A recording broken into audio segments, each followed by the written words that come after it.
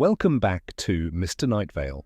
Tonight we are talking about most terrifying Skinwalker people can't explain and still give them chills. If you enjoy creepy stories, make sure to like this video, subscribe and tell me in the comments which story scared you the most.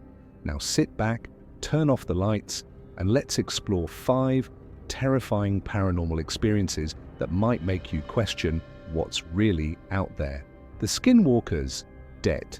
Chapter 1. The Warning. My name is Mason.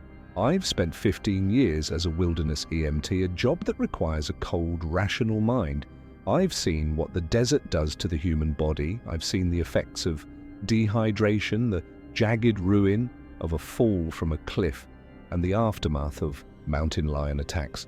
But nothing in my medical training prepared me for the 2 times I met the Yinal Lushi. In the Navajo culture, we do not speak their name. To speak of them is to draw their attention.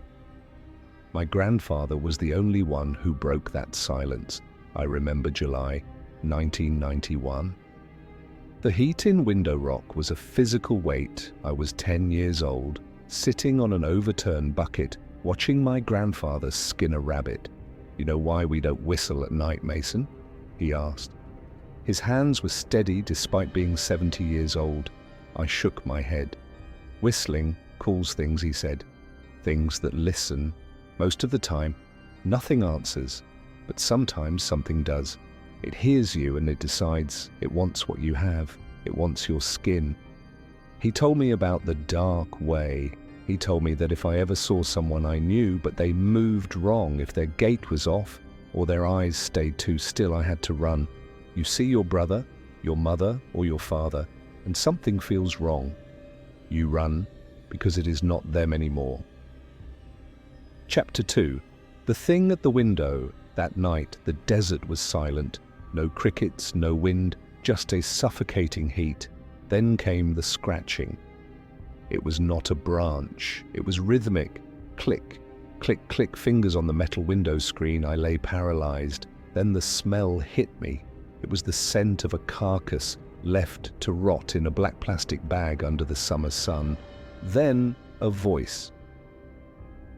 It sounded exactly like my grandmother Mason. "It's so hot. Open the window.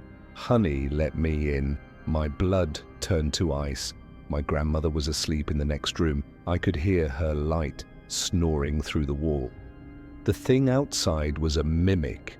I lunged for the window and slammed it shut, locking the latch. Whatever was on the other side made a sound that was half laugh, half growl. In the morning, the metal screen was shredded. The frame was bent outward as if something had tried to pry the house open. Chapter 3. The Return of Checkers. 3 weeks later, our dog, Checkers, disappeared. He was a black and white mutt, the heartbeat of our home. We searched for 12 days, we put up flyers, we cried. Then on a Tuesday morning, I saw him. He was sitting on our front porch, staring at the door. But something was broken. He was too clean. A dog lost in the Arizona brush for 2 weeks should be covered in dust and burrs. Checkers looked groomed, and he was still. He was so still. He did not look like a living creature. He looked like a statue made of fur. My mother ran for the door. "Checkers, you are back." "Mom, wait!" I screamed. The dog stood up, but it did not stand like a dog. It levered itself upward. Its back legs locked first, then its front legs snapped into place. It moved like a puppet being operated by someone who did not understand how joints worked. It swiveled its head toward my mother, a full 180-degree turn. Its eyes were flat, oily voids, no iris, no pupil, just black. It snapped at her hand, its teeth clicking like stones, and then it spoke. It used my voice. "Ma, son." My father drove it off with a baseball bat. It ran to the fence, stood up on 2 legs like a man, and leapt over the 6-foot wire in a single bound. We burned his collar that night. We never spoke of Checkers again. Chapter 4. The Search in 2006. 15 years later, I was an EMT in San Juan County. I had buried those memories. Then I got the call. Joseph Bentley, a 32-year-old hiker, was missing in the Sleeping Ute Mountains. It was October. The nights were freezing. We found him on a Saturday morning. He was sitting on a rock in a box canyon. He looked perfect. His hiking gear was spotless. His face was not wind-burned. He was not shivering. I knelt to check his vitals. I pulled out my pen light. "Joseph, look at the light for me." He stared straight ahead. I shone the light in his eyes. His pupils constricted, a perfect biological reflex, but he did not blink. I held the light there for 30 seconds. He did not flinch. He did not tear up. He just stared through me. "I'm fine," he said. "I just want to go home." As we walked him back to the trucks, Mark's tracking dog, Bear began to whimper. This was a dog that had tracked wolves. Now he was tucked between Mark's legs, his tail shaking. I looked at the trees around us. 7 feet up the trunks, I saw handprints, human handprints pressed deep into the solid pine bark as if the wood had been soft as clay. Chapter 5, The Ride Home. I volunteered to ride in the back of the SUV with Joseph. Tom was driving. The air in the car was freezing, even with the heater on full blast. I watched Joseph in the reflection of the glass. He was not looking out the window. He was watching me. But his head stayed forward. Only his eyes moved, sliding to the extreme corners of his sockets to track my hands. "So, Joseph," Tom asked from the driver's seat, "what did you see up there?" Joseph leaned forward. The smell hit me. Then the rot. The 1991 smell. I saw a dog. Joseph said, "A black and white dog. It told me you were coming." "Mason." The car swerved. Tom looked in the rearview mirror. "What did you say?" Joseph turned his head. I heard the sound of vertebrae snapping, crack, pop, crack. He turned his head until he was looking directly behind him, his chin hovering over his shoulder blades. He opened his mouth and my grandfather's voice came out, the voice of a man who had been dead for 6 years. "I told you not to whistle, Mason." I did not hesitate. I kicked the door of the moving SUV open and rolled into the gravel. I heard Tom scream. I heard the sound of metal being crushed from the inside out. I ran into the brush and did not stop until I hit the highway. They found the SUV an hour later. Tom was gone. The vehicle looked like an explosion had happened in the back seat. Joseph Bentley's body was found 2 days later, 10 miles away in a cave. He had been dead for 4 days. I do not work search and rescue anymore. I moved away from the desert. But every now and then I will be sitting in my house and I will hear a whistle from the backyard. It is my own voice calling my own name. Whatever I brought off that mountain, it is still wearing my grandfather's voice, and it is still looking for me. Chapter 6. The Ritual of the Ashen Line. After the thing that looked like checkers leapt over our fence and vanished into the desert twilight, the atmosphere in our house did not just change, it curdled. The air felt thick, like we were breathing through wet wool. My mother was catatonic, staring at the spot on the porch where the dog had stood.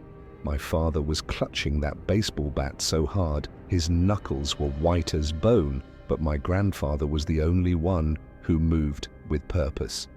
"Get inside," he commanded. His voice was not loud, but it carried weight.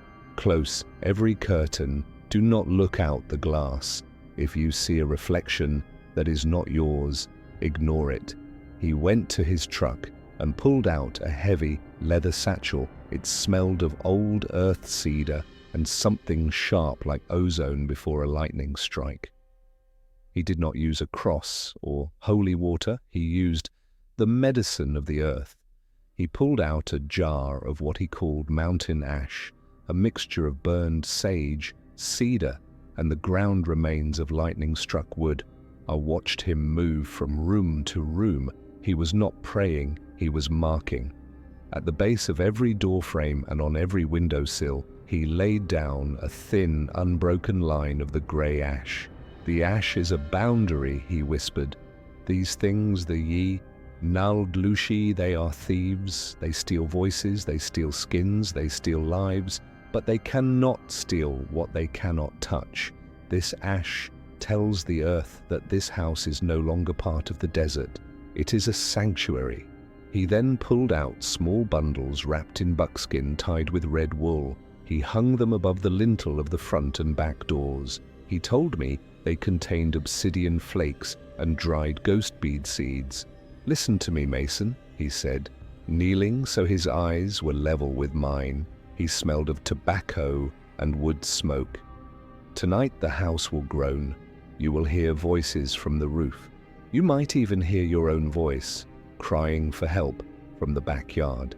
It will tell you it is cold. It will tell you it is scared.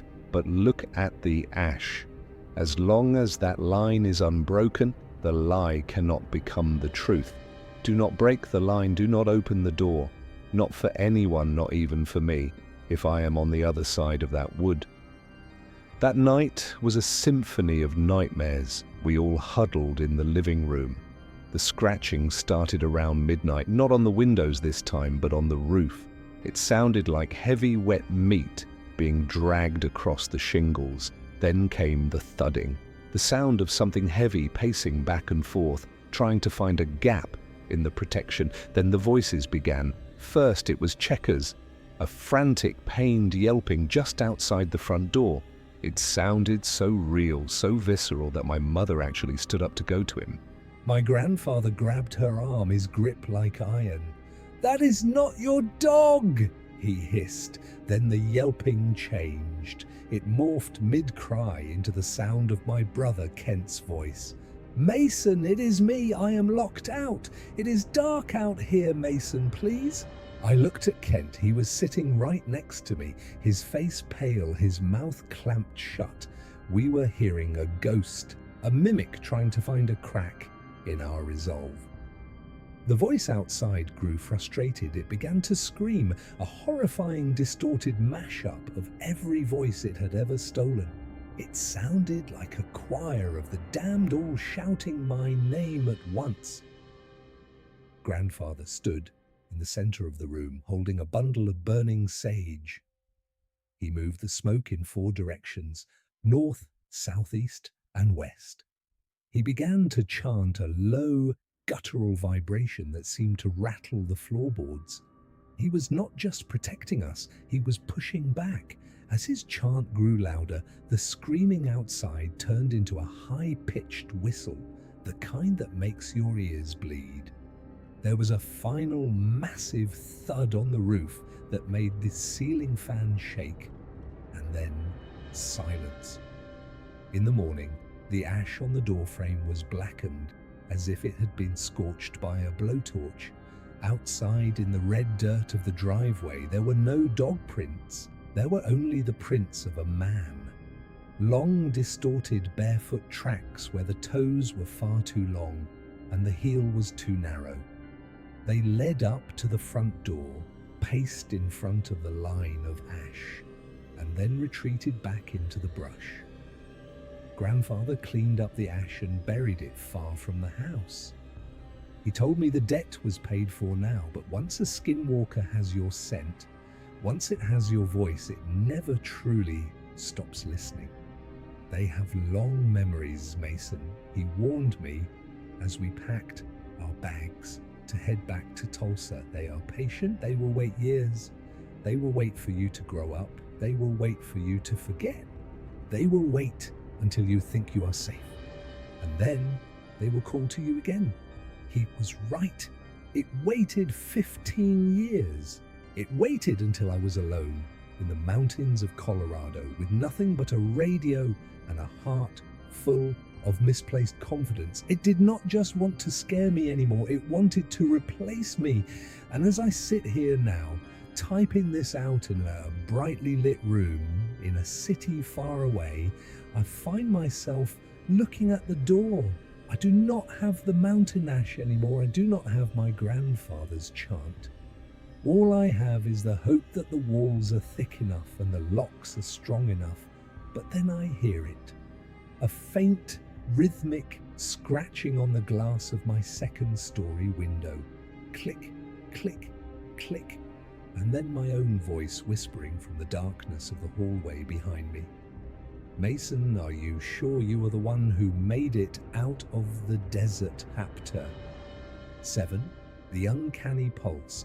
I moved to Tulsa to disappear. I chose a city with noise, with concrete, with the constant hum of electricity, things that the silence of the high desert cannot penetrate. I thought that if I surrounded myself with thousands of people, the one thing following me would lose the scent.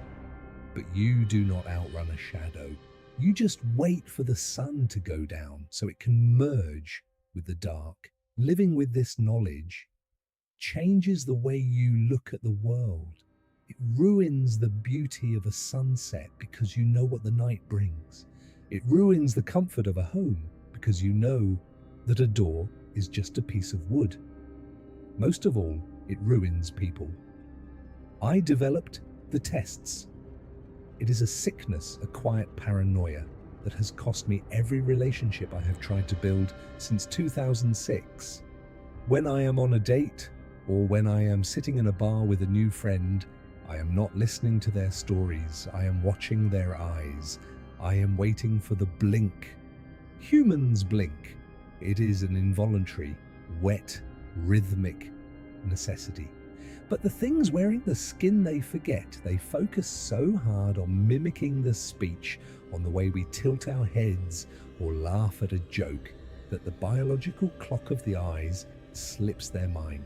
I have sat across from people for 3, 4, 5 minutes, staring at them until they ask me what is wrong. If they do not blink in that time, I leave. I do not pay the bill. I do not say goodbye. I just walk out and never answer their calls again. I check. For the uncanny pulse, I make excuses to touch people.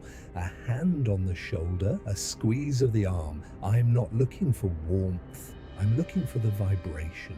My grandfather told me that the skin of a mimic is like a drum hollow underneath, stretched tight over a frame that does not fit. If I touch someone and I feel a faint clicking vibration instead of the steady thrum of blood through veins, I know I have found 3 of them in the last 5 years. One was a cashier at a grocery store. One was a neighbor who moved in next door and tried to borrow a cup of sugar using the same brand my mother used to buy. The third was a woman I almost fell in love with. We were watching a movie on the couch. The room was dark, lit only by the flickering blue light of the screen. I looked at her, and in that blue light, her eyes did not catch the reflection. They were flat, they were black. I asked her a question. "Do you remember the black and white dog we saw in the park today?" She smiled. It was a perfect smile. "Of course, Mason, he was so sweet. I loved his floppy ears." We had not gone to the park that day, and I had not mentioned a dog. I did not scream. I did not fight. I told her I forgot to lock the car. I walked out the front door, got into my truck, and drove until I hit the state line. I left everything I owned in that apartment, my clothes, my photos, my past. Because once they are in your house, once they are sitting on your couch, the skin is already being measured for the swap. Now, I live in a high-rise. No trees near the windows, no balconies. I have a line of ash, real mountain ash. I traveled back to Arizona to get permanently glued under the transition strips of my doorways. I have a dog now too, a real one, a golden retriever named Sam. Sam is my barometer. If he growls at a corner of the room that looks empty, I leave. If he stares at me with eyes that are too still, I keep my 9mm on the nightstand. But lately, Sam has been acting strange. He does not bark at the door anymore. He just sits at the foot of my bed, staring at me while I sleep. He has been sitting very still, like a statue. And this morning when I woke up, I found a single black and white hair on my pillow. A hair that belonged to a dog that died in 1991. I am tired of running.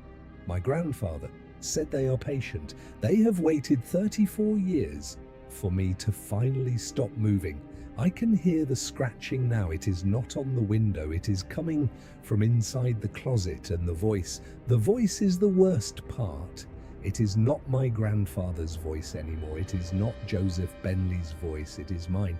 It is my voice from 5 minutes ago, repeating the words I just said to Sam. Good boy. Sam, good boy. If you are reading this and you are a narrator or a listener or just a curious soul, check the person sitting in the room with you. Check the person in the mirror. Count the blinks. Listen for the pulse, because the most terrifying thing about the Skinwalker is not that it is in the woods, it is that it finally learned how to be you better than you are.